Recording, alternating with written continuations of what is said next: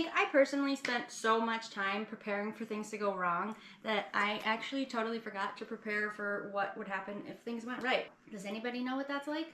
This season of my life feels really strange because some of the hardest and some of the best things are all happening simultaneously for me. I have really been enjoying doing my morning vlogs with the horses. So usually it takes me about 10 to 15 minutes to feed, and it takes me an extra 15 minutes to feed filming them. So I cut about 30 minutes worth of filming down to a minute and a half or less. So it takes me a decent amount of time to edit my morning vlogs in the mornings, which if anybody has any pointers on how to get that done quicker, let me know. It's actually forcing me to be a little bit more in the moment with my horses, if that makes sense. It's crazy because you would think I'm not because I'm on my phone, but it makes me just slow down instead of rushing to get it done and, you know, rush, gotta feed the horses, gotta do this, gotta do that. I slow down and I take my time and I actually talk to them and interact with them more than I usually do. Animals, on the other hand, though, are definitely getting really fed up with me and doing that every morning. They are saints. They are so patient with me because it takes longer, and, you know, sometimes I do move them back and forth. It's like you have to move the camera back and forth. I have to move the animals back and forth to get the right shots. Bubbles was a champ, but he's unfortunately not with us anymore. He's back with his new mom. So I had bought him a couple years ago for pony rides. Long story short, free leased him to a friend of mine a couple years ago. She sold her house and moved, and they've been building their barn and their pastures ever since. And now finally time for him to go home. So he's back with us forever. The other positive, you know, I've been drinking so much coffee lately. I'm getting more steps in. I always make sure to wear my watch out there in the mornings, and it's nice getting the extra exercise in because I know that I'm definitely being a little bit lax in that department. Getting more steps in naturally.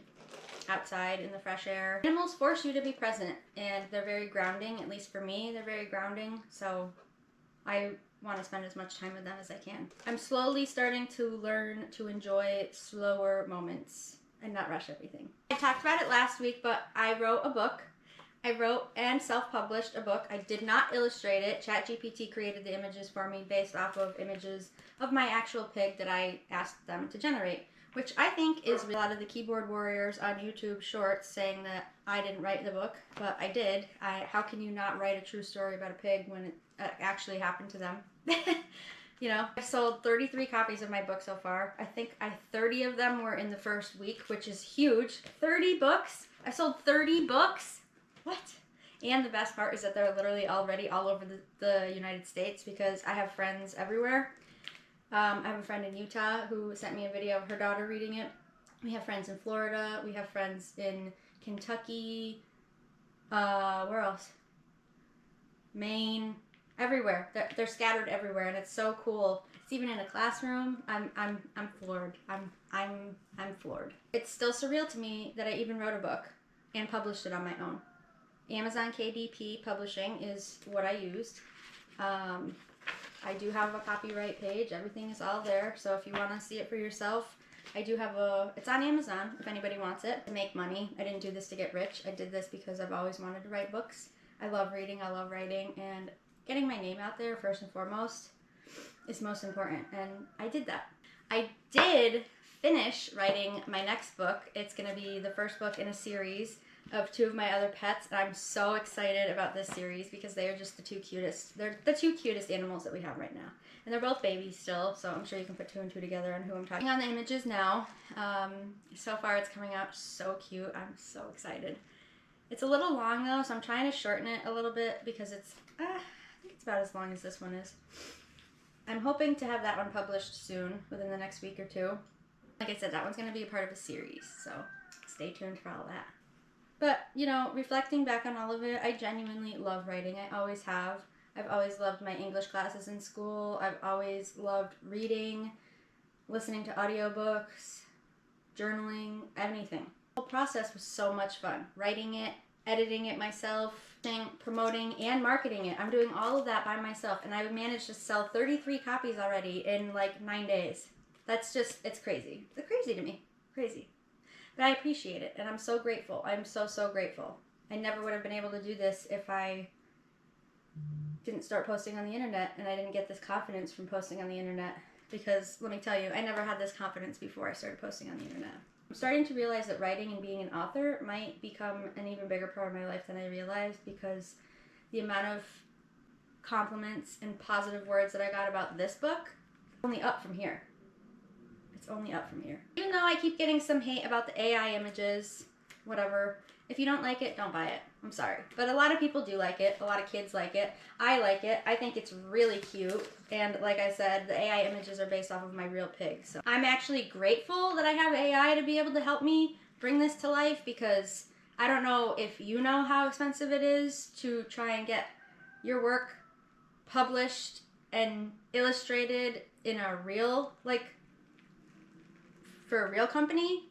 But I can't afford that, so being able to have the opportunity to do it all by myself is really cool. I'm not going to let the criticism from the online keyboard warriors stop me from creating, because I'm having a hell of a time over here by myself. That leads me to my next topic. When people close to you don't support you. I'm not being greedy when I say this. I appreciate all the love and support from the people that have supported me and have shown their support.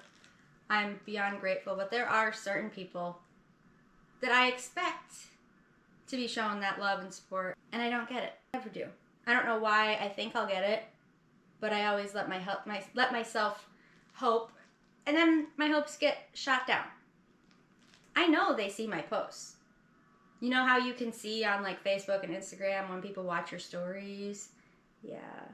You see who sees your stuff 9 times out of 10. So if you have the time to be watching, you know, you would think that they have the time to just like hit that share button. I don't know.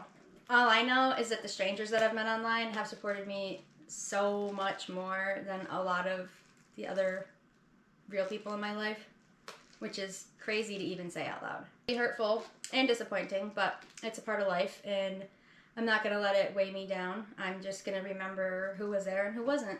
That's all. I have this like running tally in my head of people that I want to have in my life and the people that I want to support and the people who don't deserve that recognition from me because they didn't care enough for me.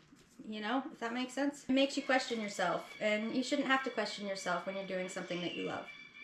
It's a really shitty feeling. Bigger realization of all of that is that not everybody is going to understand your goals and your wants and what you want to do with your life. And that's okay.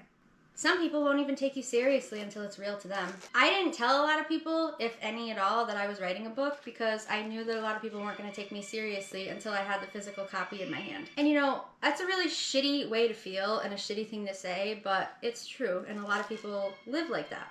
One thing that I have been learning a lot since my last job is that I need to stop seeking external validation from anybody. If I think it's good, period. End of story. Sometimes the people that are closest to you have the hardest time seeing you as this new version of yourself. Mother's Day definitely hit differently this year too. You know, I wasn't really thinking that it would affect me much, but just watching everybody else celebrate and then thinking, you know, that could be us next year, but it's not gonna be, you know. Just those feelings are kind of tough to, you know, you don't fully expect or know how it's gonna affect you until you're in it, until that day comes. You know, I kept myself busy all day. I didn't really think of it. And the strangest thing happened that night when we were going to bed. John was going in to take a shower and he told me to look at the sky. So I got up and I went and looked out the window. I opened it and I was recording, and all of a sudden a little hummingbird flew by. It goes, vroom. I'll attach the video, but it flew by and then it came back in front of my phone and it did it twice and then flew away. I really thought that it was going to fly in my window. It came pretty close, but I didn't move because I was just like, oh my God. But they say that hummingbirds are signs, and I'm taking it in all its glory. Some spiritual meanings with hummingbirds. Hummingbirds are usually connected to the idea of finding joy in small moments. And even though they're tiny, they are incredibly strong and resilient. For people like me that are going through grief, a hummingbird can resemble strength and show you that you're stronger than you realize. Having a miscarriage and then having to go through these holidays, it sucks. And if you've ever been there, I feel you. and I'm sorry that you have to go through it too. But healing isn't linear, and it's really unfortunate that grief still exists while we have to continue. I'm still shocked that I passed my CCA exam. That still hasn't settled in yet, and I don't think it's going to settle in for a long time. I fixed my resume, and I've got my LinkedIn and Indeed all up and running. I applied to like 15 different jobs today, so cross your fingers that I can snag a coding job in the next couple of weeks, because my bank accounts are really hurting and I haven't worked since January, so I gotta do something. I need something. If anybody has any work from home or remote jobs, let me know. I prepared so hard emotionally for failure that I didn't prepare for the success of passing my exam, so I'm still in this weird in-between of like, was this really real life? Like, did I really do this? Is this actually happening? So it felt so much safer than imagining success, which sucks. Takes the fun out of it, takes the joy out of it. In other news, Apple Pie is getting spayed this week, so I refuse to bring that dog home without sedatives because she is going to be cuckoo bananas. She is a crazy little one, and she has just now figured out how to effortlessly get on the furniture, couches downstairs, and she cannot be doing that when she has stitches. 2 weeks, she's going to be down for 2 weeks. I have a feeling I'm going to want to be pulling my hair out. John is still moving 4th of July weekend. He's still applying to jobs, and he's got a lot of callbacks.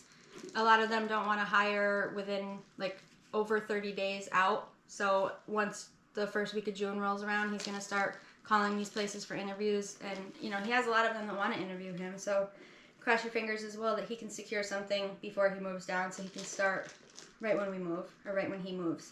But life has been feeling very emotionally layered lately. So many highs and so many lows. Hard to relax and enjoy the little things and live in the moment. It's really hard sometimes. Some things feel really exciting while other things feel very, very heavy. I know that I'm slowly becoming someone new, and I can't wait to discover who she is when she's in her own environment, away from her parents, in her own home. I can't wait. I'm kind of afraid to see who she turns into. Not gonna lie. I've also realized that growth feels super uncomfortable while it's happening.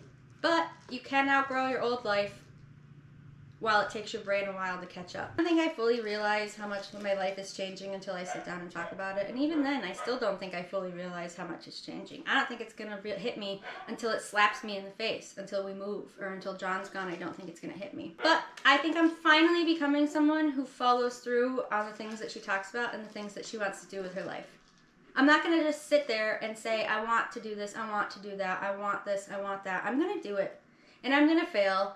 And I'm going to do it again. And I'm going to fail again. And I'm going to keep doing it until I don't fail. Until I succeed. Because that's the only way that you succeed, is if you keep trying. Like I say every week, I am not a perfect person. And this is not a perfect page. But if anything I've said today resonates with you, you are welcome here.